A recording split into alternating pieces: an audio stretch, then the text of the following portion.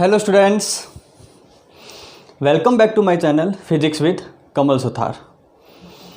बच्चों, chapter number 2 units and measurements में अभी तक हम लोग डिस्कस कर चुके हैं यूनिट्स के बारे में, डायमेंशंस के बारे में, डायमेंशन के एप्लीकेशंस के बारे में। फिर हमने डिस्कस किया था एरर का एनालिसिस किया था हमने। उसके बाद हमने डिस्कस किया था एक्यूरेसी को, प्रिसिजन को, राउंडिंग ऑफ डिजिट को एंड सिग्निफिकेंट फिगर को। बच्चों, आज हम लोग चलते हैं इस चैप्टर के लास्ट टॉपिक पे, जिसे हम लोग बोलते हैं मेजरमेंट्स। ठीक है, और यहाँ पे हम लोग बात करने वाले हैं लेंथ के मेजरमेंट्स की, कि लेंथ को हम लोग किस तरीके से मेजर करते हैं। ठीक है, तो जिन स्टूडेंट्स ने मेरे इससे पहले वाले वीडियो नहीं देखे अभी तक, तो प्लीज़ उन लेक्चर्स को भी एक बार ज़रूर देखें, और इनका जो लिंक है वो मैंने डिस्क्रिप्शन बॉक्स में आपको दे रखा है। ओके, तो बच्चों आज हम लोग स्टार्ट करते हैं अपना नया टॉपिक, जिसे हम लोग बोलने वाले हैं मेजरमेंट्स। मेजरमेंट्स। अब बच्चों मेजरमेंट्स में हम लोग किसके बारे में मेजर करेंगे? हम लोग यहाँ पे लेंथ को मेजर करने वाले हैं। किसको मेजर करने वाले हैं बच्चों?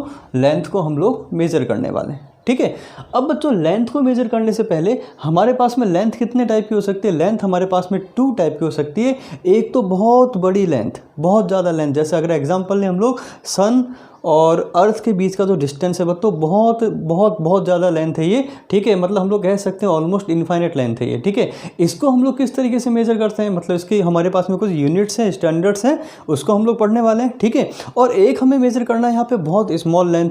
जैसे सपोज करो मुझे मेजर करना है किसी भी मॉलिक्यूल की साइज़ कितनी होती है, किसी भी एटम की साइज़ कितनी होती है, जिसे हम लोग डायरेक्ट मेथड से मेजर नहीं कर सकते, जिनको मेजर करने के लिए हमारे पास में कोई इंस्ट्रूमेंट्स नहीं है। इनडायरेक्ट मेथड से हम लोग क्या करते हैं? लेंथ को मेजर करते हैं। तो आज हम लोग सीखने वाले कि लेंथ को हम लोग किस तरीके से मेजर करते हैं। ओके, तो पहले हम लोग बात करते हैं कि मेजरमेंट्स में हमारे पास में कुछ बच्चों स्टैंडर्ड डेफिनेशंस है, स्टैंडर्ड कुछ यूनिट्स हैं लार्ज डिस्टेंसेस को मेजर करने के लिए। ठीक है, तो पहले हम लोग पढ़ते हैं लार्ज डिस्टेंस को मेजर करने के लिए अपने पास में क्या क्या स्टैंडर्ड्स हैं। ठीक है, मतलब कुछ बेसिक डेफिनेशन है जो मुझे क्या करना है? लर्न करना है, जो आपको लर्न करना है। ओके, चलिए बच्चों हम लोग पहले बात करते हैं। सबसे पहले डेफिनेशन आती है मेरे यहाँ पे एस्ट्रोनॉमिकल यूनिट। एस्ट्रोनॉमिकल यूनिट बच्चों, एस्ट्रोनॉमिकल जो यूनिट होती है इसका मतलब होता है it is the average distance, it is the average distance between the sun and earth. बच्चों सन और अर्थ के बीच का जो एवरेज डिस्टेंस है, एक्चुअल डिस्टेंस हमें नहीं पता कितना है, लेकिन एवरेज जो डिस्टेंस है सन और अर्थ के बीच का, उसे हम लोग बोलते हैं एस्ट्रोनॉमिकल यूनिट। ठीक है, तो सपोज करो बच्चों ये अर्थ हमने अज्यूम कर लिया और यहाँ पे हमने सन अज्यूम कर लिया। ओके, तो ये जो डिस्टेंस होता है ना बच्चों, इसे हम लोग बोलते हैं 1 AU, 1 एस्ट्रोनॉमिकल यूनिट। ठीक है, और ये जो 1 AU होता है बच्चों, 1 एस्ट्रोनॉमिकल यूनिट किसके इक्वल होता है? ये होता है बच्चों 1.94 इंटू 10⁻11 मीटर। बच्चों होता है 1.94 इंटू 10⁻11 मीटर। सॉरी, यहाँ पे 1.94 नहीं होता बच्चों, ये होता है 1.45 इंटू 10⁻11 मीटर, और ऑलमोस्ट आप इसको कह सकते हैं 1.5 इंटू 10⁻11 मीटर। ठीक है, तो पहली वैल्यू आपको लर्न करनी है 1 एस्ट्रोनॉमिकल यूनिट 1.5 इंटू 10⁻11 मीटर। ठीक है, सेकेंड डेफिनेशन हम लोग पढ़ते हैं यहाँ पे लाइट ईयर। लाइट ईयर बच्चों नाम से पता चल रहा है, लाइट ईयर का मतलब होता है कि distance travelled by light in vacuum in 1 year, कि लाइट ने वैक्यूम में कितना डिस्टेंस ट्रेवल किया, वो जो डिस्टेंस होती है उसे हम लोग बोलते हैं 1 लाइट ईयर। तो इसकी सिंपल सी डेफिनेशन होती है बच्चों, distance travelled by light in vacuum in 1 year, in vacuum in 1 year. इसे हम लोग क्या बोलते हैं? इसे हम लोग बोलते हैं 1 लाइट ईयर। अच्छा बच्चों, अगर हम लोग 1 लाइट ईयर की वैल्यू को फाइंड आउट करें तो फॉर्मूला होता है मेरे पास में distance equal to speed into time. Distance equal to speed into time. तो बच्चों डिस्टेंस मुझे फाइंड आउट करना है। ठीक है, speed of the light in vacuum, बच्चों वैक्यूम में लाइट की जो स्पीड होती है उसे हम लोग बोलते हैं 3 into 10⁸ metre per second. 3 into 10⁸ metre per second, ये तो स्पीड हो गया। इनटू टाइम, बच्चों टाइम हम लोग कितना ले रहे हैं यहाँ पे? 1 ईयर। तो 1 ईयर में बच्चों डेज कितने होते हैं? 365 डेज। ओके, 1 ईयर में 365 डेज हो गए। ठीक है, 1 डेज में कितने आवर होते हैं? 1 डे में 24 आवर होते हैं। 1 आवर में बच्चों 60 मिनट्स होते हैं, एंड 1 मिनट में इक्वल टू कितना हो गया 60 सेकेंड्स हो गया। यानी कि जो ईयर है उसको हमने किस में कन्वर्ट कर लिया बच्चों, सेकेंड्स में कन्वर्ट कर लिया। और जब हम लोग इस पूरी वैल्यू को सॉल्व करते हैं, बच्चों, तो मेरे पास में आंसर होता है 9.46 इंटू 10⁻15 मीटर। 9.46 इंटू 10⁻15 मीटर, इसे हम लोग बोलते हैं 1 लाइट ईयर। तो बच्चों दूसरी वैल्यू आपको लर्न करनी है 9.46 into 10⁻15 metre. Okay, now third definition मेरे पास में होती है बच्चों पार्सेक। बच्चों पार्सेक का मतलब होता है parsec is the radius of the arc. Parsec is the radius of the arc which subtend 1 second angle at center। मतलब पार्सेक जो होता है वो क्या होता है, उस आर्क का रेडियस होता है जो आर्क सेंटर पे कितना एंगल बनाता है बच्चों, 1 सेकेंड एंगल ड्रॉ करता है। मतलब अगर हम लोग इसको ऐसे समझें कि सपोज करो मेरे पास में एक आर्क है और इस आर्क की जो डिस्टेंस है बच्चों वो हमने कितनी अज्यूम कर ली, 1 AU। यानी कि यहाँ पे हम लोग अर्थ अज्यूम कर लें, यहाँ पे हम लोग सन अज्यूम कर लें, ठीक है। तो ये जो आर्क है बच्चों, अगर ये आर्क सेंटर में कितना एंगल ड्रॉ कर रहा है बच्चों, ये आर्क अगर सेंटर पे 1 सेकेंड, ये जो 1 के ऊपर जो मैंने डबल डॉट लगाया, डबल बार लगाया बच्चों, इसका मतलब होता है सेकंड का ये सिंबल होता है। तो अगर 1 AU आर्क ने सेंटर पे, ये इसका सेंटर हो गया, पे 1 सेकेंड एंगल ड्रॉ किया है, तो इस आर्क की जो रेडियस होती है बच्चों, इसे हम लोग बोलते हैं पार्सेक। इसे हम लोग क्या बोलते हैं बच्चों, इसे हम लोग बोलते हैं पार्सेक, ठीक है।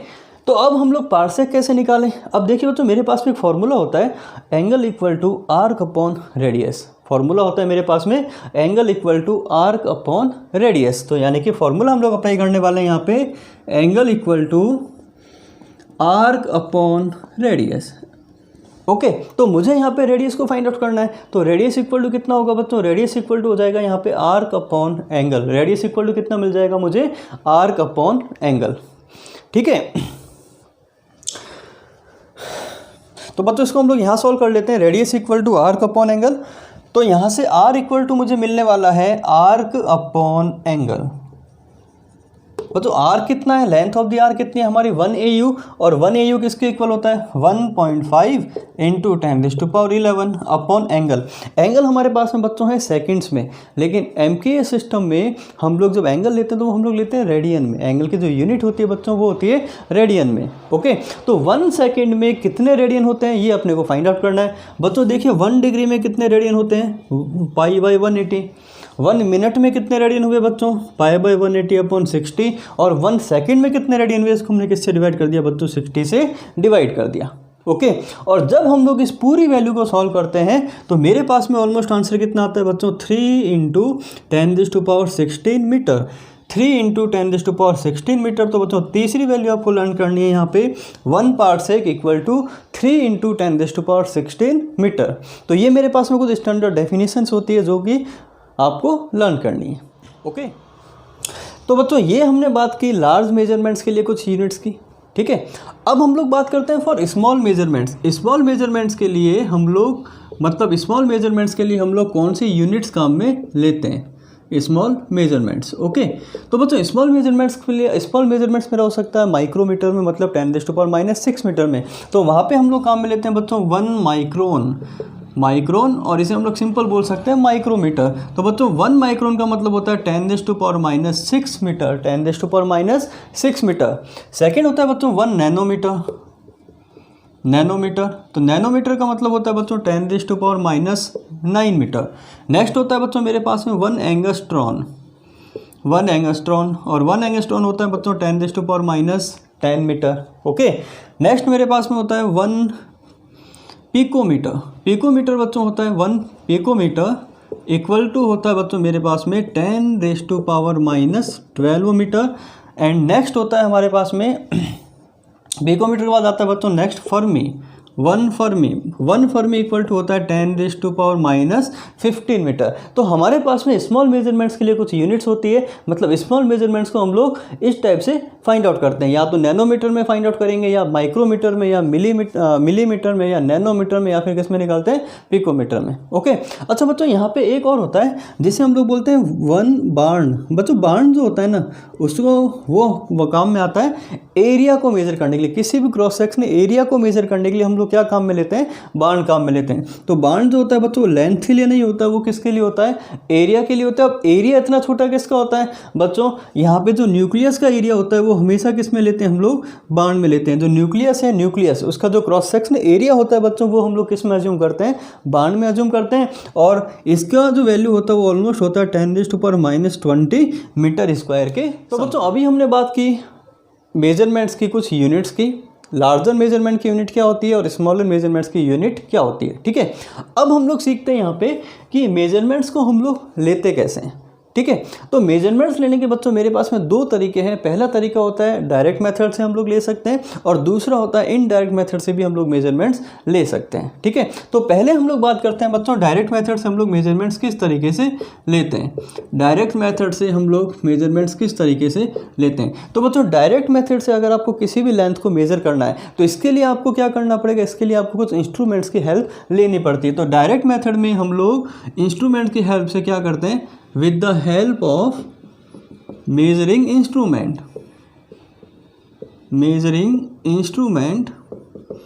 ठीक है। सपोज करो मेरे पास में मीटर स्केल है, तो मीटर स्केल से हम लोग किसी भी लेंथ को मेजर कर सकते हैं, ठीक है। लेकिन बच्चों यहाँ पे ध्यान रखें, कोई भी जो मेजरिंग इंस्ट्रूमेंट होता है उसका हमें सबसे पहले पता होना चाहिए लीस्ट काउंट।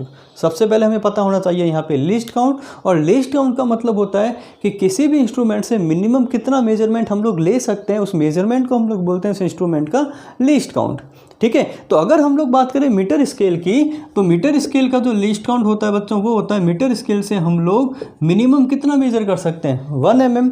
मीटर स्केल से मिनिमम 1 mm मेजर कर सकते हैं। तो मीटर स्केल का जो लीस्ट काउंट होता है बच्चों वो होता है 1 mm, और आप कह सकते हो 0.1 सेंटीमीटर, ठीक है। तो मीटर स्केल से कोई भी डायरेक्ट मेजरमेंट आप ले सकते हो, ठीक है। अगर बच्चों सपोज करो मुझे 0.1 सेंटीमीटर से भी कम लेंथ को मेज़र करना है, मतलब अगर मुझे मेज़र करना है 0.01 सेंटीमीटर के अंदर या 0.1 mm में, तो इसके लिए हम लोग क्या काम में लेते हैं, तो इसके लिए हम लोग काम में लेते हैं बच्चों जो इंस्ट्रूमेंट होता है उसे हम लोग बोलते हैं वर्नियर कैलिपर्स। वर्नियर कैलिपर्स, ठीक है, वर्नियर कैलिपर्स। इसका जो बच्चों लीस्ट काउंट होता है वर्नियर कैलिपर्स का वो होता है 0.1 mm, यानी कि 0.01 सेंटीमीटर। मीटर स्केल से भी अगर 10 टाइम्स कम आपको मेजरमेंट लेना है तो हम लोग काम में लेते हैं वर्नियर कैलिपर्स। अब बच्चों ये जो वर्नियर कैलिपर्स मेजरिंग इंस्ट्रूमेंट होते हैं, vernier callipers, screw gauge, spherometer, इसको हम लोग एक अलग लेक्चर में पढ़ेंगे, ठीक है। अभी बस आपको ये लर्न करना है कि इनका लीस्ट काउंट कितना होता है, ओके। अब मुझे अगर सपोज करो अगर मुझे 0.1 mm का भी 10th पार्ट को मेज़र करना है, यानी कि अगर मुझे 0.01 mm तक मेज़र करना है, या फिर आप कह सकते हो मुझे 0.001 सेंटीमीटर तक मेज़र करना है, तो उसके लिए हम लोग काम में लेते हैं। उसके लिए मेरे पास में बच्चों दो इंस्ट्रूमेंट्स होते हैं। पहला होता है, एक होता है स्क्रू गॉज, एक हम लोग बात करते हैं स्क्रू गॉज की, और दूसरा हम लोग लेते हैं यहाँ पे स्फेरोमीटर। बच्चों दोनों अलग अलग इंस्ट्रूमेंट है ये, बट इन दोनों का जो लीस्ट काउंट है वो बच्चों इक्वल होता है, और वो होता है 0.01 mm, या फिर आप कह सकते हो 0.001 सेंटीमीटर, ठीक है। तो इन इंस्ट्रूमेंट की हेल्प से हम लोग किसी भी मेजरमेंट को डायरेक्टली मेज़र कर सकते हैं, किसी भी लेंथ को डायरेक्टली मेज़र कर सकते हैं। चलिए बच्चों अब हम लोग पढ़ते हैं इनडायरेक्ट मेथड, किसी भी मेजरमेंट को, किसी भी लेंथ को या किसी भी मेजरमेंट को हम लोग इनडायरेक्ट मेथड से कैसे मेज़र कर सकते हैं। तो स्टार्ट करते हैं हम लोग indirect methods. Indirect methods, okay. तो इसमें सबसे पहले हम लोग पढ़ने वाले हैं बच्चों, पहला मेथड होता है अपना इको मेथड। इको मेथड, और इसे हम लोग रिफ्लेक्शन मेथड भी बोलते हैं बच्चों, reflection method, reflection method, okay. Echo मतलब होता है बच्चों, इनडायरेक्ट मेथड्स का मतलब ये होता है कि हम लोग विदाउट इंस्ट्रूमेंट के किसी भी लेंथ को मेज़र करने वाले हैं, ठीक है, उसे हम लोग बोलते हैं इको मेथड, इनडायरेक्ट मेथड। और इनडायरेक्ट मेथड हम लोग पहला पढ़ने वाले हैं यहाँ पे इको मेथड। बच्चों इको का मतलब होता है repetition of sound, repetition of sound of original sound, repetition of sound of original sound after striking the obstacle. मतलब क्या होता है बच्चों, हम लोग सिंपल सा एग्जांपल लेते हैं कि सपोज करो हम लोग किसी बहुत बड़े हॉल में गए, ठीक है। जब हम लोग उस हॉल में बहुत तेज चिल्लाते हैं तो साउंड उसकी दीवारों से टकरा के वापस हमें सुनाई देता है, मतलब कुछ टाइम के बाद में साउंड हमें वापस सुनाई देता है, तो इसे हम लोग बोलते हैं बच्चों इको। इको का मतलब होता है repetition of sound of original sound, मतलब ओरिजिनल साउंड का जो रिपीटेशन होता है, क्यों होता है? Due to reflection. क्यों होता है बच्चों? ड्यू टू रिफ्लेक्शन, इसे हम लोग बोलते हैं इको। ठीक है, तो इको का मतलब सिंपल सा होता है repetition of sound, repetition of sound, इसे हम लोग बोलते हैं बच्चों सिंपल इको बोलते हैं। ठीक है, अब इको की हेल्प से हम लोग पहला काम में लेते हैं कि सपोज करो मुझे किसी भी, अब इको के हमारे पास में कुछ अलग अलग एग्जांपल्स होते हैं। पहला एग्जांपल हम लोग ले रहे हैं यहाँ पे, to measure the distance of a hill. बच्चों मेरे पास में एक मैं सपोज करो यहाँ खड़ा हूँ, ठीक है, मेरे से दूर एक पहाड़ है, ओके, एक बहुत बड़ा ऑब्स्टेकल है, इसे हम लोग मान लेते हैं एक पहाड़ है, ठीक है, और हम लोग यहाँ पे खड़े हैं। अब मुझे यहाँ से इस पहाड़ के डिस्टेंस को मेज़र करना है।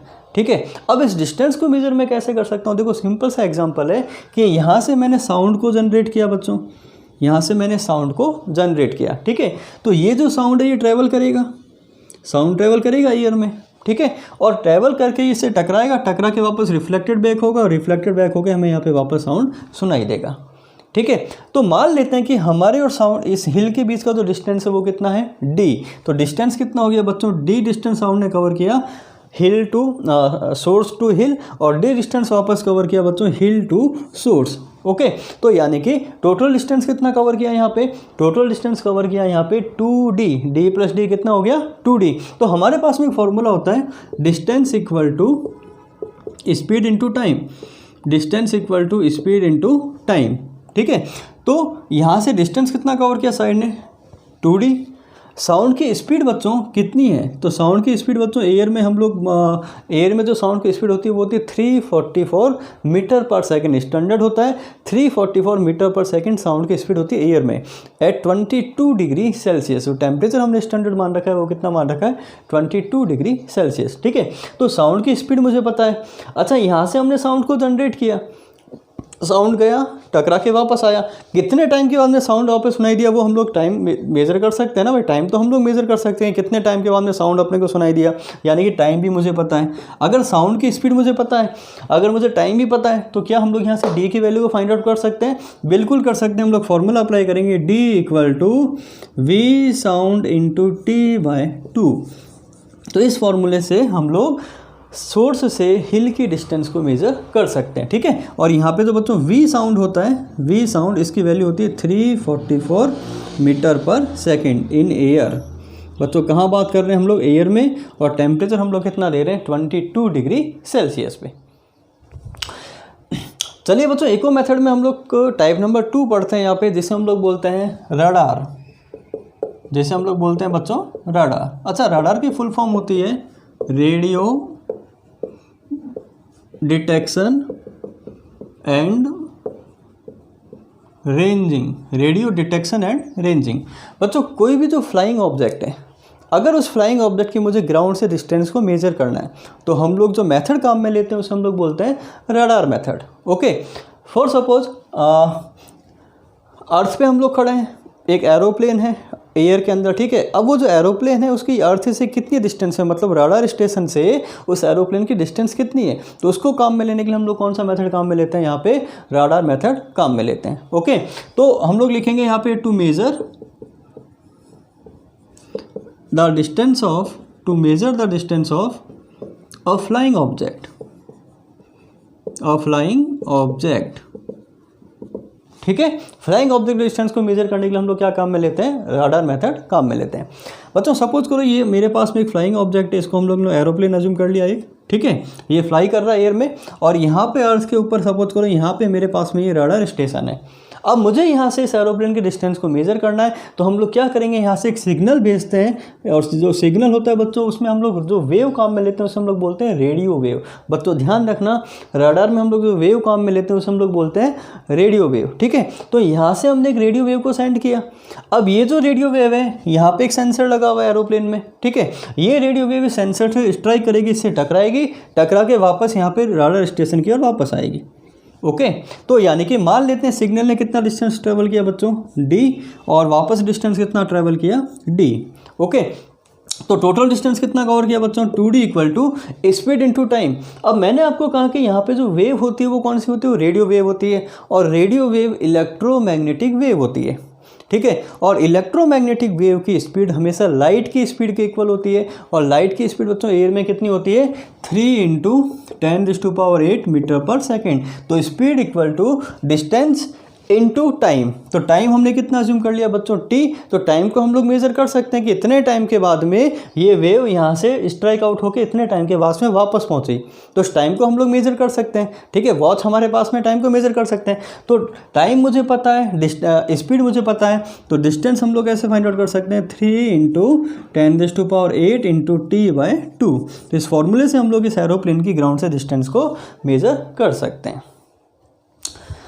आइए बच्चों इको मेथड में हम लोग पढ़ते हैं टाइप नंबर 3, जिसे हम लोग बोलते हैं सोनार मेथड, जिसे हम लोग बोलते हैं सोनार मेथड। ओके बच्चों, सोनार का मतलब होता है sound navigation and ranging, sound navigation and ranging. Okay, और यहाँ पे जो वेव हम लोग काम में लेने वाले उन्हें हम लोग बोलते हैं अल्ट्रासोनिक वेव, अल्ट्रासोनिक वेव। अच्छा बच्चों, तो सोनार मेथड होता है वो लिक्विड के अंदर और वाटर के अंदर किसी भी ऑब्जेक्ट की डिस्टेंस को मेजर करने के काम में आता है, ठीक है। जैसे कोई भी शिप है, ठीक है, वो जो शिप है वो सी के अंदर क्या कर रहा है बच्चों, सी के अंदर मूव कर रहा है, ठीक है। अब या तो हम लोग सी की डेप्थ कितनी है ये मेजर करना चाहें, या फिर हम लोग ये देखना चाहेंगे कोई ग्लेशियर तो नहीं है शिप के सामने, वो ग्लेशियर अगर है तो वो कितनी डिस्टेंस पे है वो हम लोग मेजर करना चाहें, तो उसके हम लोग जो मेथड काम में लेते हैं उसे हम लोग क्या बोलते हैं, सोनार मेथड काम में लेते हैं, ठीक है। और सोनार मेथड के अंदर हम लोग जो वेव काम में लेते हैं उसे हम लोग बोलते हैं अल्ट्रासोनिक वेव। कौन सी वेव काम में लेते हैं बच्चों, यहाँ पे अल्ट्रासोनिक वेव। अब अल्ट्रासोनिक वेव की बच्चों जो इंटेंसिटी होती है, उसके पास में जो पावर होती है, जो उसकी एनर्जी होती है, वो बहुत ज़्यादा हाई होती है, ठीक है। इसीलिए वो वाटर को पेनेट्रेट करके बहुत दूरी तय करती है, ठीक है। तो एनर्जी अगर हाई होगी तभी तो वो वाटर को पेनेट्रेट कर पाएगी, ठीक है। तो जो वेव काम में लेते हैं आपको ध्यान रखना है, अल्ट्रासोनिक वेव हम लोग काम में लेते हैं, ठीक है। और ये जो मेथड होता है इसको हम लोग क्या करते हैं, to measure the distance of objects in the water, objects in water, water के अंदर जो ऑब्जेक्ट होते हैं उनके डिस्टेंस को मेजर करने के लिए हम लोग काम में लेते हैं, ठीक है। फॉर एग्जाम्पल मतलब सपोज करो मेरे पास में ये सी है, एग्जाम्पल लेते हैं हम लोग, ठीक है। ये हमने मान लिया यहाँ पे सी है, और यहाँ पे हमने मान लिया इसके ऊपर एक शिप है, ठीक है। अब सपोज करो मुझे सी की डेप्थ को मेज़र करना है, तो हम लोग यहाँ से एक सिग्नल को सेंड करेंगे, यहाँ से आपने एक सिग्नल को सेंड किया, ये सिग्नल टकराया इसकी डेप्थ से, और वापस आके यहाँ पे आपने इसको वापस सिग्नल को कैच कर लिया, ठीक है। मान लेते हैं सिग्नल ने कितना डिस्टेंस कवर किया, डी डिस्टेंस जाने में कवर किया और डी डिस्टेंस वापस आने में कवर किया। तो टोटल डिस्टेंस कितना कवर किया बच्चों इसने, 2d equal to speed into time, same formula. अच्छा, यहाँ पे जो स्पीड होती है बच्चों, यहाँ स्पीड हम लोग लेंगे अल्ट्रासोनिक वेव की वाटर के अंदर, अल्ट्रासोनिक वेव की वाटर के अंदर, और इसकी कोई स्टैंडर्ड वैल्यू नहीं होती है, ठीक है। क्योंकि हर लिक्विड में साउंड की स्पीड या वेव की स्पीड डिफरेंट होती है। तो वेव की स्पीड तो डिपेंड करती है मीडियम पे, ठीक है। तो वो आपको क्वेश्चन में गिवन होगी, तो उसकी स्पीड हम लोग मान लेते हैं v, और कितने टाइम के बाद में वेव वापस टकरा के वापस है उस टाइम को हम लोग मेजर कर सकते हैं, ठीक है। तो यानी कि t भी आपको पता होता है। तो यहाँ से डिस्टेंस का फॉर्मूला बच्चों हो जाता है v × t/2। तो ये जो मेथड होता है इसे हम लोग बोलते हैं सोनार मेथड। बच्चों इको मेथड में हमारे पास में नेक्स्ट मेथड होता है लेज़र मेथड। लेज़र बच्चों, लेज़र का फुल फॉर्म होता है, लेज़र का फुल फॉर्म होता है light amplification by stimulated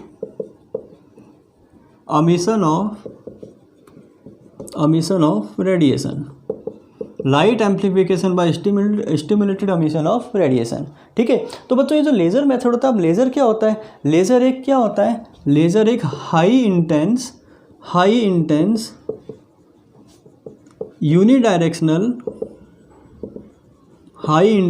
unidirectional monochromatic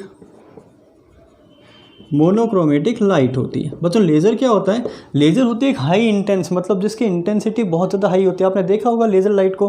तो लेज़र लाइट की जो इंटेंसिटी होती है बच्चों बहुत ज़्यादा हाई होती है, बहुत ज़्यादा डिस्टेंस वो ट्रैवल करती है लेयर्स को पेनिट्रेट करते हुए, तो उसकी इंटेंसिटी बहुत ज़्यादा हाई होती है। यूनिडायरेक्शनल मतलब जो लेज़र लाइट होती है बच्चों वो कभी भी फैलती नहीं है, वो एक सीधी लाइन के अंदर मूव करती है, ठीक है। तो यूनिडायरेक्शनल होती है।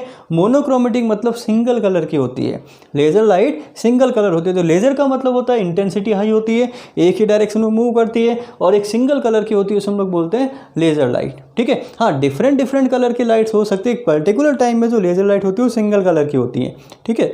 अब हमारे पास में बच्चों जो ब्लू लेज़र होती है वो सबसे ज़्यादा स्ट्रॉन्ग होती है। ब्लू कलर की जो लेज़र लाइट होती है बच्चों वो सबसे ज़्यादा स्ट्रॉन्ग होती है, और रेड कलर की जो लेज़र लाइट होती है बच्चों वो सबसे वीक होती है। ध्यान रखना, ब्लू सबसे स्ट्रॉन्ग होगी, रेड सबसे वीक होगी, ठीक है। और ये जो लाइट लेज़र लाइट्स होती है बच्चों ये भी तो एक लाइट ही है, और लाइट की जो स्पीड होती है एयर में वो कितनी होती है? 3 × 10⁸ मीटर पर सेकेंड। स्पीड तो वही रहेगी ना एयर में लाइट की। अब ये जो मेथड होता है ये मेथड काम कहाँ पे आता है बच्चों? अगर मुझे अर्थ से मून का डिस्टेंस फाइंड आउट करना है बच्चों, अगर मुझे अर्थ से मून का डिस्टेंस फाइंड आउट करना है तो इसके लिए हम लोग कौन सा मेथड काम में लेते हैं? लेज़र मेथड हम लोग काम में लेते हैं। और ये किसका एग्जाम्पल है? इको का एग्जाम्पल है। और इको में सिंपल सा कंसेप्ट होता है कि एक बार रेज आएगी, वेव टकराएगी, टकरा के वापस आएगी। तो यहाँ पे हमने अज्यूम कर लिया बच्चों अर्थ, इसको हमने अज्यूम कर लिया अर्थ, और यहाँ पे अज्यूम कर लिया बच्चों मैंने मून, ठीक है। अब हम लोग क्या करते हैं कि अर्थ से मून के डिस्टेंस को फाइंड आउट करने के लिए यहाँ से हमने एक बहुत स्ट्रॉन्ग लेज़र लाइट को यहाँ सेंड किया मून की तरफ। ये जो लेज़र लाइट है ये से टकराएगी, इसके सरफेस से टकरा के वापस अर्थ की ओर आएगी। तो मान लेते हैं डिस्टेंस कितना कवर किया? d + d = 2d। तो मान लेते हैं अर्थ और मून के बीच का डिस्टेंस d है, तो टोटल डिस्टेंस कितना कवर किया बच्चों? 2d = लेज़र की speed 3 × 10⁸ metre per second into time हम लोग मेज़र कर सकते हैं कि कितने टाइम के बाद में रेस टकरा के वापस आई, ठीक है। तो यहाँ से हम लोग डिस्टेंस का फॉर्मूला एज इट इज़ वापस फाइंड आउट कर सकते हैं 3 × 10⁸ इंटू t/2। तो बच्चों ये हमने पहला पढ़ा इनडायरेक्ट मेथड में, इको मेथड। इको में हमने पहला क्या पढ़ा था? इको में सबसे पहले हमने पढ़ा था to measure the distance of the hill. Second हमने पढ़ा था राडार। थर्ड हमने पढ़ा था सोनार। और फोर्थ हमने पढ़ा है क्या? लेज़र। इसमें एक ही कंसेप्ट काम में आता है बच्चों, डिस्टेंस = स्पीड × टाइम। आइए बच्चों अब हम लोग पढ़ते हैं इनडायरेक्ट मेथड में टाइप नंबर 2, जिसे हम लोग बोलते हैं ट्राईएंगुलेशन मेथड। ट्राईएंगुलेशन मेथड बच्चों, ट्राईएंगुलेशन मेथड का मतलब होता है कि यहाँ पे हम लोग ट्रिग्नोमेट्री फॉलो करने वाले हैं, और ट्रिग्नोमेट्री में हम लोग tan थीटा का फॉर्मूला अप्लाई करने वाले हैं, ठीक है।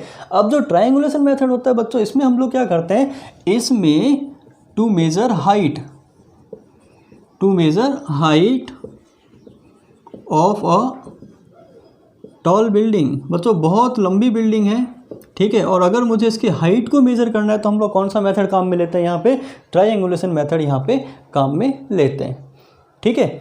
अब बच्चों यहाँ पे मेरे पास में दो केस हो सकते हैं। पहला केस तो ये हो सकता है कि जिस बिल्डिंग की हाइट को हम लोग मेज़र कर रहे हैं, बच्चों हाइट को हम लोग मेज़र कर रहे हैं, तो हाइट को हम लोग बिल्डिंग के ऊपर चढ़ के मेज़र नहीं कर रहे हैं, ठीक है। तो मतलब हम लोग दूर से इस बिल्डिंग की हाइट को मेज़र करने वाले हैं, तो इसे हम लोग बोलते हैं इनडायरेक्ट मेथड। अब इसमें मेरे पास में दो केस हो सकते हैं बच्चों। पहला केस तो ये हो सकता है कि ये जो बिल्डिंग है ये एक्सेसिबल है, मतलब इस बिल्डिंग की ये डिस्टेंस को मैं मेज़र कर सकता हूँ, एक्सेसिबल है। और दूसरा केस ये भी हो सकता है कि बिल्डिंग इनएक्सेसिबल है, मतलब ना तो मैं इस डिस्टेंस को मेज़र कर सकता हूँ और मुझे इस हाइट को मेज़र करनी है। तो वो हम लोग कैसे करते हैं, ठीक है। तो इसमें पहला केस हम लोग सॉल्व करते हैं इसमें, when building is in approach, जब बिल्डिंग आपकी अप्रोच में हो, मतलब बिल्डिंग से आपकी डिस्टेंस को आप फाइंड आउट कर सकते हो, ओके। तो पहला केस हमने लिया था when building is in approach, ठीक है। बच्चों यहाँ पे देखिए, सपोज करो मेरे पास में एक बिल्डिंग है और इसकी हाइट कितनी है? h है, ठीक है।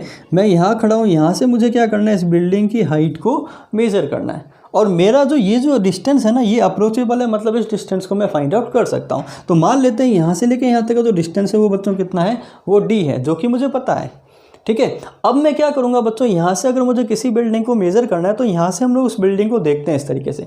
आप सीधा यहाँ से देखेंगे उस बिल्डिंग को, तो आपकी जो आईज़ है, मतलब यहाँ से आपने जो मेज़रमेंट है आपका, ये ग्राउंड के साथ में जो कितना एंगल बन रहा है, समझ पा रहे हैं आप कि आप जब यहाँ से इस बिल्डिंग को देख रहे हैं, इस बिल्डिंग को, तो ग्राउंड के साथ में जो ये रेज जा रही है, ये ग्राउंड के साथ में कितना एंगल बना रही है। तो इस एंगल को तो हम लोग मेजर कर सकते हैं ना, कि यहाँ से अगर मैंने इस तरीके से बिल्डिंग को देख रहा हूँ तो ग्राउंड के साथ ये कितना एंगल बन रहा है, इसको तो मैं मेजर कर सकता हूँ। यानी कि थीटा मुझे पता है, थीटा मुझे पता है, डिस्टेंस डी मुझे पता है, मुझे हाइट को मेजर करना है। तो मैं फॉर्मूला यहाँ पे अप्लाई करूँगा, tan theta equal to perpendicular upon base. तो बच्चों यहाँ से परपेंडिकुलर कितना हो जाएगा, d इंटू tan थीटा।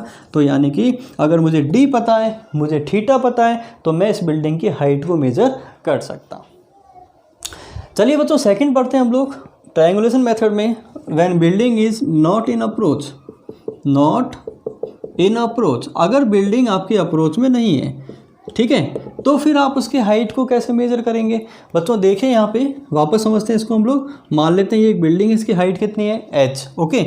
अब यहाँ से ये मेरी अप्रोच में नहीं है, मैं यहाँ खड़ा हूँ, ठीक है, मैं यहाँ पे खड़ा हूँ बच्चों, और ये जो बिल्डिंग है ये अभी मेरे अप्रोच में नहीं है, मतलब इस डिस्टेंस को हम लोग मेज़र नहीं कर सकते, मुझे पता नहीं है डिस्टेंस कितना है, ठीक है। अब मैं इसकी हाइट को कैसे फाइंड आउट करूँ, तो इसका भी तरीका होता है बच्चों। देखिए सबसे पहले यहाँ से हमने इस बिल्डिंग को क्या किया बच्चों, ऑब्जर्व किया, इसकी हाइट को मैंने यहाँ से ऑब्जर्व किया। तो यहाँ से जब मैंने इसको ऑब्जर्व किया बच्चों, तो ये वाला जो एंगल है ये मैंने कितना अज्यूम कर लिया, θ1।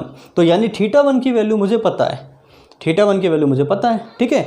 अब मैंने यहाँ पे क्या किया, अब मैं यहाँ से कुछ डिस्टेंस पे गया बच्चों, यहाँ से अब मैं इस डिस्टेंस पे आ गया पीछे, यहाँ से मैं इतनी डिस्टेंस पे आ गया। अब मैं डिस्टेंस कवर कर रहा हूँ, इसका मतलब ये हुआ कि मुझे ये डिस्टेंस पता है, तो इसको मैंने अज्यूम कर लिया बच्चों x। यहाँ से ये डिस्टेंस कितना पीछा है हम लोग x, जो कि मुझे पता है, ठीक है। x डिस्टेंस आने के बाद में वापस हम लोग क्या करते हैं, वापस हम लोग इसी बिल्डिंग को वापस ऑब्जर्व करते हैं, और ये जो एंगल बन रहा है इसको आपने कितना अज्यूम कर लिया, θ2। यानी कि θ1 आपको पता है, θ2 आपको पता है, x आपको पता है, और आपको h की वैल्यू को फाइंड आउट करना है। तो कैसे करते हैं, देखिए सबसे पहले यहाँ पे इस ट्राइंगल में हमने अप्लाई किया बच्चों cot θ1। मान लेते हैं ये जो डिस्टेंस है ये कितना है, d है, अज्यूम कर लेता हूँ मैं, मुझे पता नहीं है, अज्यूम कर लेता हूँ d है, ठीक है। अप्लाई करें यहाँ पे cot θ1 बच्चों, cot θ1 इक्वल टू कितना हुआ, cot θ इक्वल टू हुआ tan θ equal to perpendicular upon base. तो cot θ इक्वल हो गया बेस अपॉन परपेंडिकुलर। तो बेस कितना है बच्चों, d अपॉन कितना हो गया h, इक्वेशन नंबर 1, ओके। अब हम लोग इस ट्राइंगल की बात करें बच्चों, ये कंप्लीट ट्राइंगल, यहाँ अप्लाई किया मैंने cot θ2 equal to base upon perpendicular. Base कितना हुआ बच्चों complete, x plus D upon perpendicular कितना हुआ h, इक्वेशन नंबर 2, ठीक है। अब बच्चों हम लोग क्या कर रहे हैं, यहाँ पे इक्वेशन नंबर 2 में से इक्वेशन नंबर 1 को माइनस करते हैं। चलो इक्वेशन नंबर 2 में से इक्वेशन नंबर 1 को माइनस करें, तो ये मुझे मिल गया cot θ2 minus cot θ1 equal to x plus D minus D upon H. तो बच्चों x plus D minus D, D से डी कैंसिल आउट हो गया, तो ये मुझे मिल गया x अपॉन एच, और यहाँ से h की वैल्यू मुझे कितनी मिल जाएगी बच्चों, x upon cot θ2 minus cot θ1। यानी कि θ1 मुझे पता है, यहाँ पे θ2 मुझे पता है, और x भी मुझे पता है। तो इस फॉर्मूले से हम लोग इस बिल्डिंग की हाइट को मेज़र कर सकते हैं। मेजरमेंट्स बच्चों हम लोग पढ़ने टाइप नंबर 3 पैरेलैक्स मेथड, जो कि सबसे इंपॉर्टेंट मेथड है आपका। तो सबसे इंपॉर्टेंट मेथड हम लोग स्टार्ट करने वाले हैं यहाँ पे पैरेलैक्स मेथड। पैरेलैक्स मेथड बच्चों, पैरेलैक्स का मतलब क्या होता है, पैरेलैक्स का मतलब होता है shift in position of an object when it is scene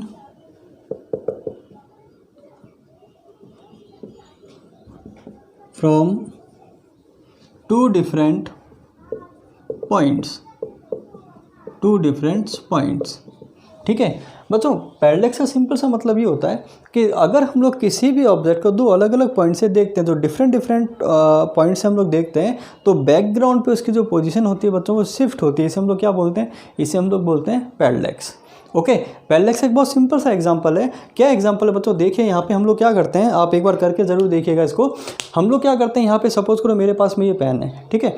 अब मैंने यहाँ पे पहले एक आई को, इस आई को बंद करके इस पेन को मैंने देखा, ठीक है। और फिर हम लोग इस आई को बंद करके इस पेन को देख रहे हैं। तो बच्चों जब आप इसको इस तरीके से देखेंगे तो आपको ऐसा फील होगा कि ये जो पेन है ये बैकग्राउंड पे इसकी पोजीशन क्या हो रही है बच्चों, शिफ्ट हो रही है। तो अगर किसी भी ऑब्जेक्ट को हम लोग दो डिफरेंट ये मेरी जो डिफरेंट ऑब्जर्वेशन पॉइंट्स हो गए बच्चों, एक बार मैंने इसको इस आई से ऑब्जर्व किया, एक बार मैंने इसको इस आई से ऑब्जर्व किया, ठीक है। तो डिफरेंट अगर ऑब्जर्वेशन पॉइंट से हम लोग किसी भी ऑब्जेक्ट को देखते हैं तो बैकग्राउंड में उसकी पोजीशन शिफ्ट होती है। इसे हम लोग बोलते हैं बच्चों पैरेलैक्स, ठीक है। इसे हम लोग क्या बोलते हैं, पैरेलैक्स बोलते हैं, ओके। और सेकंड यहाँ पे डेफिनेशन आती है बच्चों पैरालिटिक एंगल। पैरालिटिक एंगल बच्चों, पैरालिटिक एंगल का मतलब ये होता है कि जिस ऑब्जेक्ट को हम लोग देखते हैं वो जो ऑब्जेक्ट है वो डिफरेंट जो पोजीशंस है उनके साथ में कितना एंगल बनाता है उसे हम लोग बोलते हैं पैरालिटिक एंगल। बच्चों यहाँ पे इस ऑब्जेक्ट को हम लोग देख रहे हैं, ठीक है। एक ऑब्जर्वेशन पॉइंट मेरा ये वाला हो गया और एक ऑब्जर्वेशन पॉइंट मेरा ये वाला हो गया। तो ये जो ऑब्जेक्ट है यहाँ से और ये जो ऑब्जेक्ट है यहाँ से, तो ये जो एंगल बनता है इसे हम लोग क्या बोलते हैं, इस एंगल को हम लोग बोलते हैं पैरालिटिक एंगल, ठीक है। तो बच्चों पहले समझते हैं इसको। सपोज करो ये मेरे पास में एक ऑब्जेक्ट है, एक ऑब्जेक्ट मैंने अज्यूम किया, इस ऑब्जेक्ट को हम लोग टू डिफरेंट पोजीशन से देख रहे हैं। बच्चों एक बार मैंने इस ऑब्जेक्ट को देखा इस पोजीशन से और एक बार मैंने देखा इसको इस पोजीशन से, ठीक है। तो बैकग्राउंड पे ये जो ऑब्जेक्ट है इसकी पोजीशन यहाँ पे शिफ्ट हो रही है। ये हम लोग स्क्रीन मान लें, यहाँ पे स्क्रीन मान लें यहाँ पे। तो स्क्रीन पे इस ऑब्जेक्ट की जो पोजीशन है वो शिफ्ट होती है, इसे हम लोग बोलते हैं पैरेलैक्स, ओके। तो ये जो ऑब्जेक्ट है बच्चों, ये ऑब्जेक्ट है, ये मेरा ऑब्जर्वेशन नंबर 1 और दूसरा ये ऑब्जर्वेशन पॉइंट नंबर 2। तो ये जो एंगल बनता है इस एंगल को हम लोग बोलते हैं बच्चों पैरालिटिक एंगल। इसे हम लोग क्या बोलते हैं, इसे हम लोग बोलते हैं पैरालिटिक एंगल, ओके। और दोनों ऑब्जर्वेशन पॉइंट के बीच का जो डिस्टेंस होता है बच्चों, इसे हम लोग बोलते हैं बेस। इस डिस्टेंस को हम लोग बोलते हैं बेस। और ऑब्जेक्ट और ऑब्जर्वेशन पॉइंट के बीच का जो डिस्टेंस होता है इसे हम लोग बोलते हैं बच्चों रेडियस। इसे हम लोग क्या बोलते हैं, रेडियस, ओके। तो अगर मुझे पैरालिटिक एंगल पता है, बेस पता है, तो हम लोग क्या कर सकते हैं, रेडियस फाइंड आउट कर सकते, ठीक है। तो यहाँ फॉर्मूला हम लोग अप्लाई करने वाले हैं, angle equal to base upon radius, angle equal to arc upon radius. और आर्क को हम लोग यहाँ पे बेस बोल देते हैं। तो एक फॉर्मूला आपको लर्न करना है बच्चों, यहाँ पे angle equal to base upon radius, ठीक है। ये फॉर्मूला बहुत इंपॉर्टेंट फॉर्मूला है। और पैरेलैक्स मेथड के जितने भी क्वेश्चंस होंगे बच्चों जिसमें आपको रेडियस गिवन है, आपको एंगल गिवन है, आप बेस फाइंड आउट कर सकते हैं, आपको बेस गिवन है, रेडियस गिवन है, आप एंगल फाइंड आउट कर सकते हैं। तो इस फॉर्मूले से हम लोग अगर दो क्वांटिटी मुझे गिवन है, तीसरी क्वांटिटी को हम लोग फाइनल पैरेलैक्स मेथड में हम लोग डिस्टेंस मेजर करते हैं उन स्टार्स की जिनकी डिस्टेंस, हम लोग उन स्टार्स की डिस्टेंस को मेज़र करते हैं जिनकी distance less than 100 light year से, बच्चों कितनी है, लेस देन 100 लाइट ईयर। उन स्टार्स के डिस्टेंस को मेज़र करते हैं जिनकी डिस्टेंस अर्थ से 100 लाइट ईयर से कम होती है, ठीक है। उसके हम लोग मेथड जो काम में लेते हैं उसे हम लोग बोलते हैं पैरेलैक्स मेथड। बच्चों पैरेलैक्स मेथड में क्या होता है, देखिए सपोज करो बच्चों मेरे पास में एक स्टार है, ये मैंने एक स्टार अज्यूम किया, ठीक है। और इस स्टार को हम लोग अर्थ से मेज़र करते हैं, अर्थ से मुझे इसकी डिस्टेंस को मेज़र करना है, ठीक है। अच्छा बच्चों ये जो स्टार है इसकी डिस्टेंस कितनी, 100 लाइट ईयर से कम है। अब यहाँ पे क्या किया मैंने कि हम लोग फार्मूला अप्लाई करने वाले हैं angle equal to arc upon radius. But ऐसा तो पॉसिबल नहीं है कि एक ही टाइम पे हम लोग दो अलग अलग पोजीशन से हम लोग इसके डिस्टेंस को मेज़र करें। दो अलग अलग पोजीशन से, एक ही टाइम में दो अलग अलग पोजीशन से इसकी डिस्टेंस को हम लोग ऑब्जर्व करें, ऐसा पॉसिबल नहीं है, ठीक है। तो पहले हम लोग क्या करते हैं बच्चों, यहाँ पे पहले हम लोग क्या करते हैं कि यहाँ पे हमें अज्यूम करना पड़ेगा एक रेफरेंस स्टार। बच्चों मैंने यहाँ पे स्टार अज्यूम किया जिसे हम लोग बोलते हैं रेफरेंस स्टार, जो कि साइज़ में बहुत बड़ा है, ठीक है। और जिसकी डिस्टेंस 100 लाइट ईयर से बहुत ज़्यादा है, यानी कि जिसे हम लोग कितना अज्यूम कर सकते हैं बच्चों, इन्फिनिटी पे हम लोग इसको अज्यूम कर सकते हैं, ठीक है। तो पहले हम लोग अब किसी भी ऑब्जेक्ट को अगर आपको ऑब्जर्व करना है तो बच्चों ऑब्जर्वेशन हम लोग हमेशा किसी पॉइंट के रेस्पेक्ट में करते हैं। अगर किसी भी ऑब्जेक्ट को आपको ऑब्जर्व करना है तो ऑब्जर्वेशन आपका हमेशा एक पॉइंट के रेस्पेक्ट में होता है, ठीक है।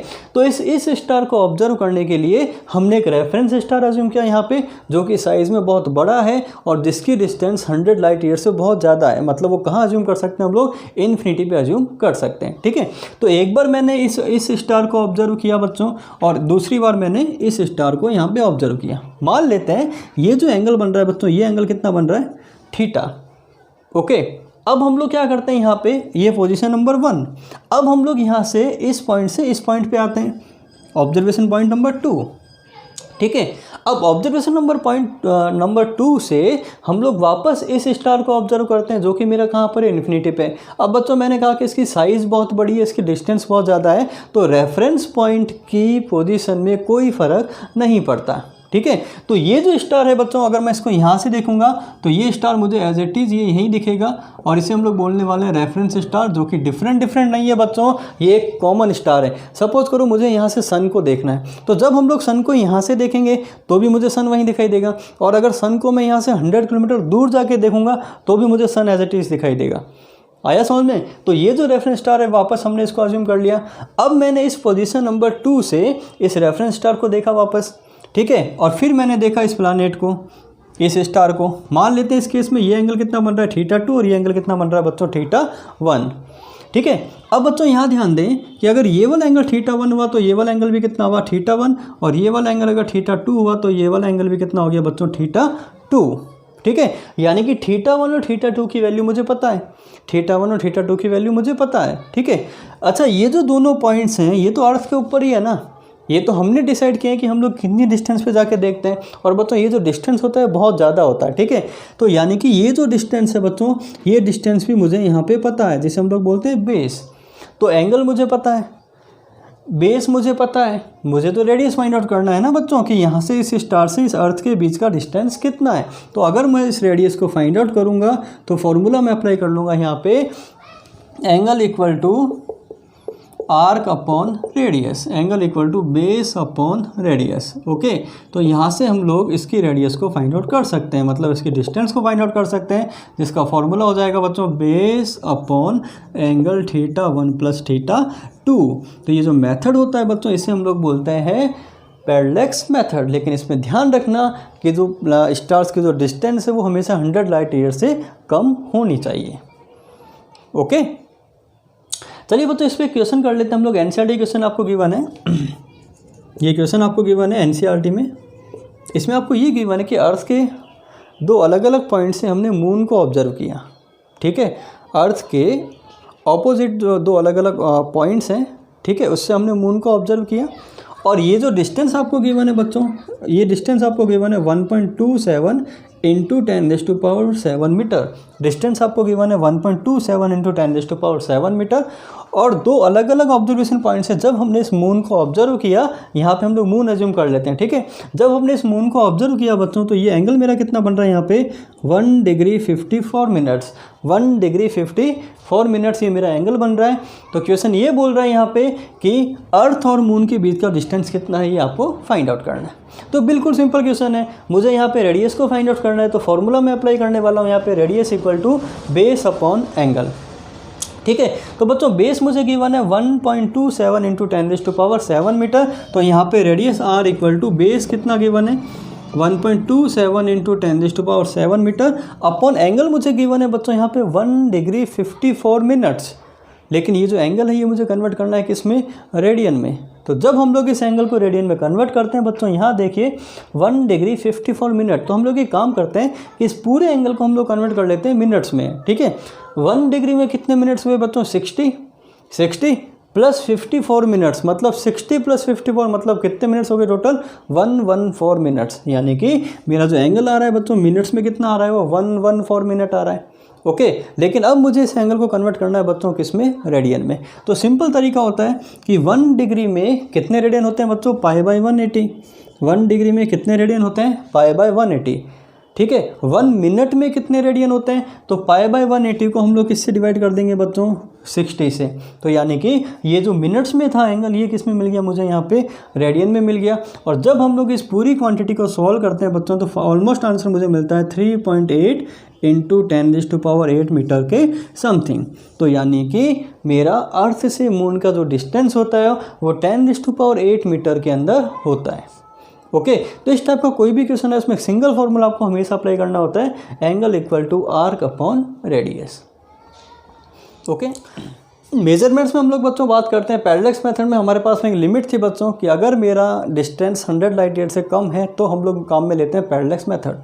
लेकिन बच्चों अगर मेरी स्टार की डिस्टेंस 100 लाइट ईयर से ज़्यादा हो गई तो फिर उस स्टार को हम लोग कैसे मेज़र करते हैं। तो बच्चों इसके लिए हम लोग जो मेथड काम में लेते हैं उसे हम लोग बोलते हैं स्पेक्ट्रोस्कोपिक मेथड। तो नेक्स्ट हम लोग पढ़ते हैं बच्चों पॉइंट नंबर 6 यहाँ पे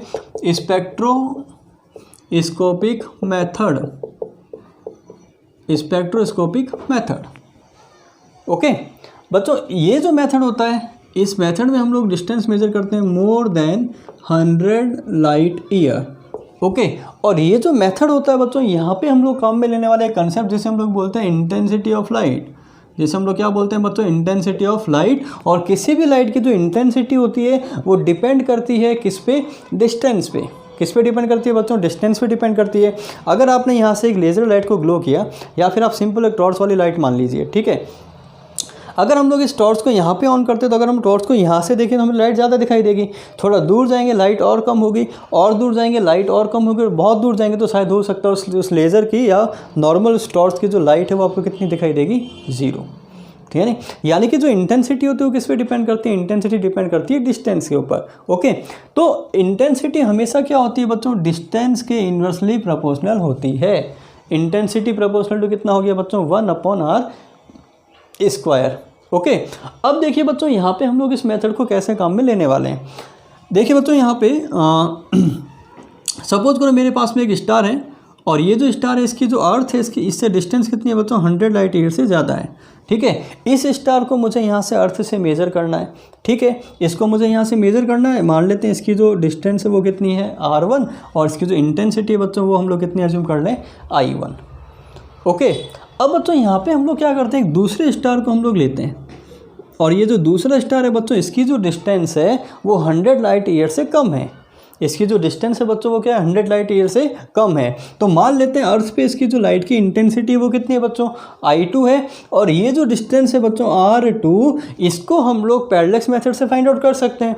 अभी मैंने आपको समझाया कि अगर किसी भी स्टार की डिस्टेंस 100 लाइट ईयर से कम है तो पैरेलैक्स मेथड से हम लोग उसकी डिस्टेंस को फाइंड आउट कर सकते हैं। ठीक है, इंटेंसिटी, कितनी इंटेंसिटी आ रही है किसी भी स्टार के अर्थ के ऊपर, तो वो तो हम लोग इजीली मेजर कर सकते हैं कि इंटेंसिटी कितनी है। तो बच्चों यहाँ पे देखिए I1 प्रोपोर्शनल टू कितना हो बच्चों, 1/r1², और इसकी इंटेंसिटी I2 प्रोपोर्शनल टू कितना हो गया बच्चों, 1/r2²। अगर यहाँ से हम लोग I1/I2 इक्वेशन नंबर 1 और 2 को डिवाइड कर दें, I1/I2 प्रोपोर्शनल टू के इक्वल टू का साइन इक्वल टू बच्चों मुझे कितना मिल गया, R2²/R1²।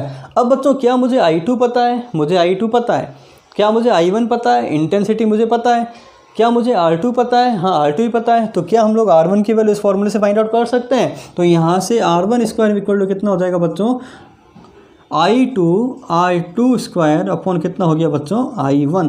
तो इस फॉर्मूले से हम लोग इस स्टार की डिस्टेंस को फाइंड आउट कर सकते हैं, और ये जो मेथड होता है इसे हम लोग बोलते हैं स्पेक्ट्रोस्कोपिक मेथड। तो बच्चों अभी हमने सीखा how to measure larger measurements. ठीक है, अब हम लोग चलते हैं कि स्मॉलर मेजरमेंट्स हम लोग कैसे लेते हैं। स्मॉलर मेजरमेंट्स का मतलब हम लोग फाइंड आउट करेंगे किसी एटम की साइज़, किसी मॉलिक्यूल की साइज़, और किसी न्यूक्लियस की साइज़। ठीक है, तो सबसे पहले हम लोग फाइंड आउट करने वाले हैं यहाँ पे कि एक जो एटम होता है उसकी साइज़ को हम लोग कैसे मेज़र करते हैं। ठीक है, तो पहला हम लोग स्टार्ट करते हैं स्मॉल मेजरमेंट्स में। पहला हम लोग स्टार्ट करते हैं to measure the size of an atom. किसी भी एटम की साइज़ को हम लोग कैसे मेज़र करते हैं। ठीक है, इसके लिए हम लोग काम में लेने वाले हैं एवोगाड्रो हाइपोथेसिस। बच्चों एवोगाड्रो ने ये बताया था कि अगर हम लोग कोई भी सब्सटेंस लें जिसका मास कितना ले, 1 ग्राम, कोई भी सब्सटेंस है इसका मास कितना है, 1 ग्राम है। ठीक है, तो उस सब्सटेंस के अंदर जितने भी एटम्स हैं, वो जो एटम्स हैं उनका टोटल वॉल्यूम, जो उस कंप्लीट सब्सटेंस का वॉल्यूम होता है उसका 2/3 होता है। ठीक है, मतलब आप ये कह सकते हो कि total volume occupied by all atoms in 1 gram substance is 2/3 the volume of the substance. ठीक है, तो एवोगाड्रो ने ये कहा था कि अगर हम लोग जितने भी एटम्स है किसी 1 ग्राम सब्सटेंस में, तो कंडीशन हमने क्या फिक्स कर दी बच्चों, 1 ग्राम सब्सटेंस। तो किसी भी 1 ग्राम सब्सटेंस में जितने भी एटम है उसका अगर हम लोग वॉल्यूम फाइंड आउट कर लें, ठीक है, तो कंप्लीट सब्सटेंस के वॉल्यूम का हमेशा कितना होता है बच्चों, 2/3 होता है। ये हमें बताया था किसने, ये हमें बताया था एवोगाड्रो ने।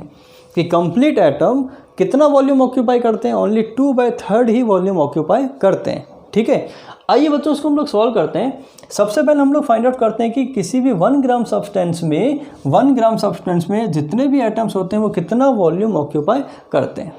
ठीक है, तो लेट मॉलिक्यूलर मास, हम लोग अज्यूम कर लेते हैं molecular mass of 1 gram substance, molecular mass of 1 gram substance equal to आपने कितना अज्यूम कर लिया बच्चों, कैपिटल M। मॉलिक्यूलर मास आपने कितना अज्यूम कर लिया बच्चों, कैपिटल M। ठीक है, तो नेक्स्ट हम लोग फाइंड आउट करते हैं यहाँ पे नंबर ऑफ मोल्स। बच्चों नंबर ऑफ मोल्स का फॉर्मूला होता है given mass upon molecular mass. तो गिवन मास कितना है बच्चों, 1 ग्राम। गिवन मास कितना है बच्चों, 1 ग्राम, और मॉलिक्यूलर मास कितना हो गया बच्चों, कैपिटल M। ठीक है, नेक्स्ट हम लोग फाइंड आउट करते हैं नंबर ऑफ एटम्स। बच्चों सिंगल मोल में कितने एटम्स होते हैं, 6 × 10⁻³ जिसे हम लोग बोलते हैं एवोगाद्रो नंबर, 6 × 10⁻23।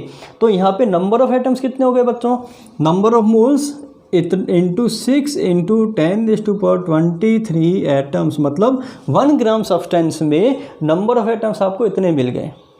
ओके, अब हम लोग अज्यूम कर लेते हैं लेट रेडियस ऑफ 1 एटम। एक सिंगल एटम की रेडियस आपने कितनी अज्यूम कर ली बच्चों, स्मॉल r। एक सिंगल एटम की रेडियस आपने अज्यूम कर ली बच्चों स्मॉल r। तो इसका वॉल्यूम कितना हुआ, बच्चों, इसका वॉल्यूम हो गया 4/3 πr³, क्योंकि जो एटम होता है उसको हम लोग कैसे अज्यूम करते हैं, स्फेरिकल अज्यूम करते हैं, और स्फेयर का वॉल्यूम होता है 4/3 πr³। So complete volume of all atoms, जितने भी एटम्स हैं उन सब का कंप्लीट वॉल्यूम कितना हुआ बच्चों, तो इसका कंप्लीट वॉल्यूम हो गया टोटल एक का वॉल्यूम कितना है 4/3 πr³ into total number of atoms कितना है 6 × 10⁻23 अपॉन कैपिटल M। ये बच्चों हमने फाइंड आउट कर लिया V एटम कि जितने भी एटम है उनका टोटल वॉल्यूम कितना है। ओके, ठीक है, अब हम लोग बात करते हैं सब्सटेंस की। सब्सटेंस का वॉल्यूम कितना है, तो हम लोग ये अज्यूम कर लेते हैं let density of substance, substance की डेंसिटी आपने कितनी अज्यूम कर ली बच्चों, रो। सो वॉल्यूम कितना होगा बच्चों सब्सटेंस का, तो फॉर्मूला होता है density equal to mass upon volume, then volume will be equal to mass upon density. तो मास कितना अज्यूम किया आपने 1 ग्राम, और डेंसिटी हम लोग कितनी अज्यूम कर रहे हैं, रो, इक्वेशन नंबर 2। यानी कि ये मुझे मिल गया उस 1 ग्राम सब्सटेंस का वॉल्यूम, और ये मुझे मिल गया 1 ग्राम सब्सटेंस में नंबर ऑफ एटम्स का वॉल्यूम। अगर हम लोग यहाँ पे इसमें पुट करें तो V एटम कितना है बच्चों 4/3 πr³ into 6 × 10⁻23 upon M will be equal to, ये बच्चों मुझे यहाँ पे मिल गया 1/ρ, और ये 1/ρ किससे मल्टीप्लाई होगा बच्चों 2/3 से, क्योंकि वॉल्यूम 2/3 होता है। ठीक है, तो यहाँ से अगर हम लोग R की वैल्यू को फाइंड आउट करें तो बच्चों 3 से 3 यहाँ पे कैंसिल आउट हो गया। ओके, और ये 2 से ये भी गया बच्चों कितने टाइम्स, 2 टाइम्स। ठीक है, तो यहाँ से R³ will be equal to, ये मुझे मिल गया M upon 2 × 6 12 into 10⁻23 into pi upon कितना हो गया बच्चों रो, कि होल पावर हम लोग कितना अप्लाई कर लेंगे यहाँ पे 1/3, यानी कि ये मुझे मिल गया एक सिंगल एटम की रेडियस, या फिर आप कह सकते हो एक सिंगल एटम की साइज। ठीक है, तो इस तरीके से हम लोग स्मॉल मेजरमेंट्स को फाइंड आउट कर सकते हैं, एटम की साइज़ को फाइंड आउट कर सकते हैं।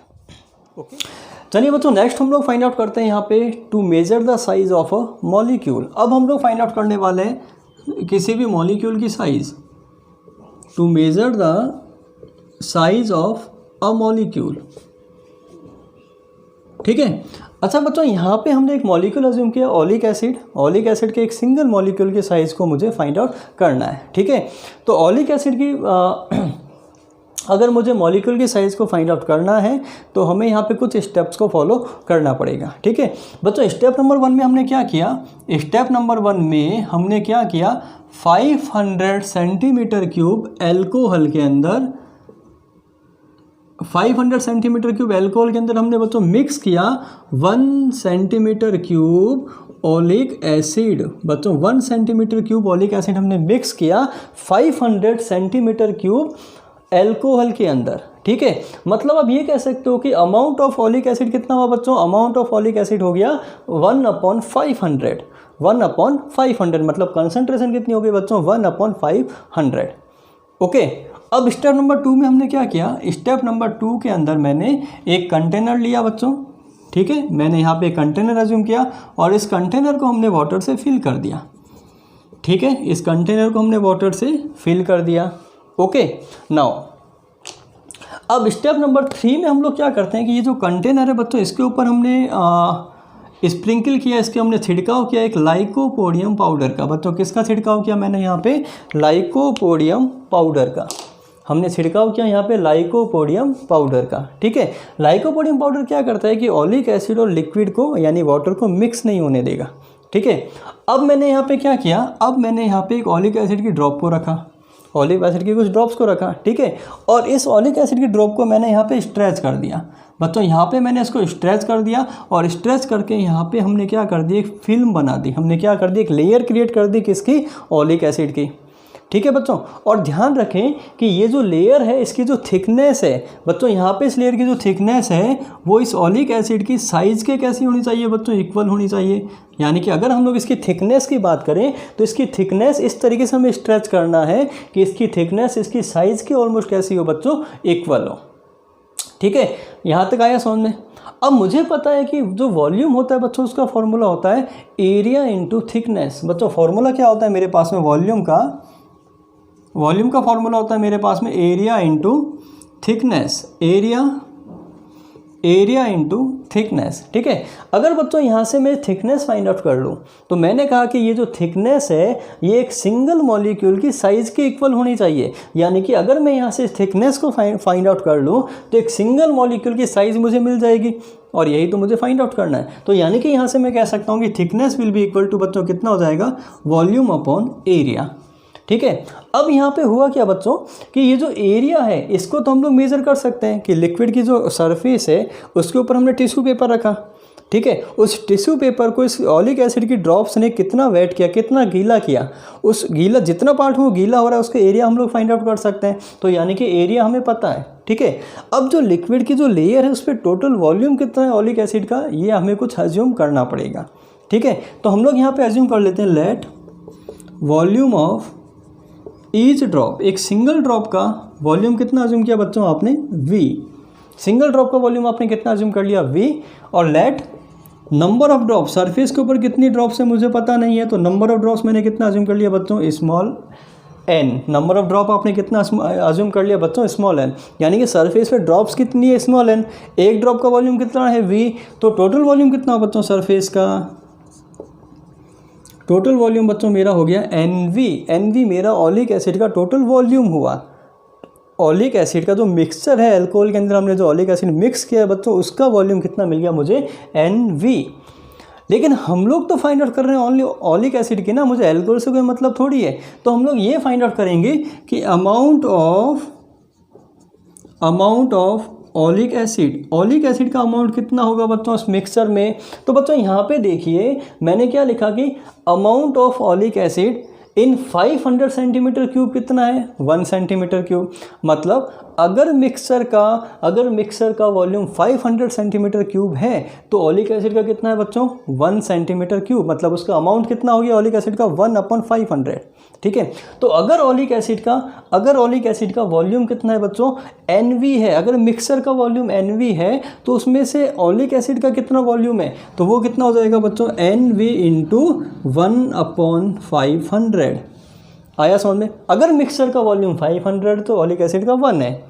अगर मिक्सर का 1 होगा तो ओलिक एसिड का कितना अमाउंट होगा, 1/500। और अगर मिक्सर का वॉल्यूम NV है तो उसमें से ओलिक एसिड का कितना हो जाएगा बच्चों, NV/500। ये मुझे मिल गया यहाँ पे टोटल वॉल्यूम, ठीक है। और अगर हम लोग इस वॉल्यूम को यहाँ पुट कर दें तो जो थिकनेस है वो मुझे मिल जाएगी NV/500 इंटू 1/A। तो और बच्चों ये जो थिकनेस होगी ये एक मॉलिक्यूल की साइज़ के इक्वल होगी।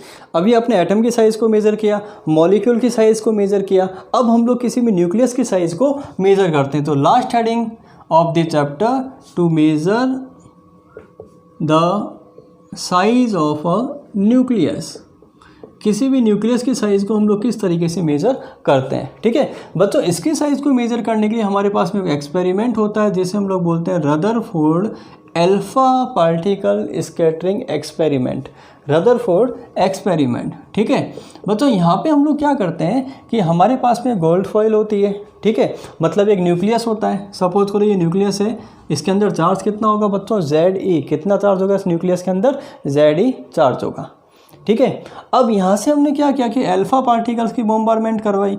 तो यहाँ से आ रहा है मेरे पास में एक अल्फ़ा पार्टिकल, और इस अल्फ़ा पार्टिकल के इनिशियली इस न्यूक्लियस से जो डिस्टेंस है वो कैसी है बच्चों, बहुत ज़्यादा है, ठीक है। मतलब इसकी साइज़ के कंपेरिजन डिस्टेंस कैसी है बच्चों, बहुत ज़्यादा है। तो हम लोग ये कह सकते हैं कि यहाँ पे इसकी जो इनिशियल पोटेंशियल एनर्जी होती है वो कितनी है, 0।